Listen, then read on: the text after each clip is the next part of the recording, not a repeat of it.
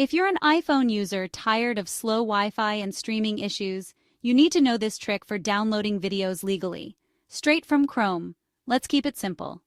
First, if you find a site that offers free or public domain videos, like royalty-free stock footage, look for a download button under the video.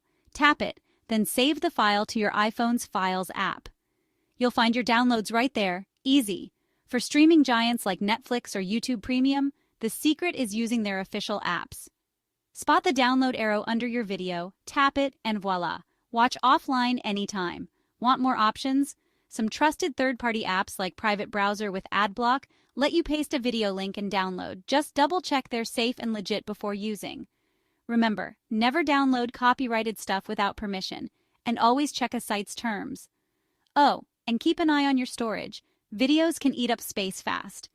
Now you know how to legally download videos on your iPhone right from Chrome.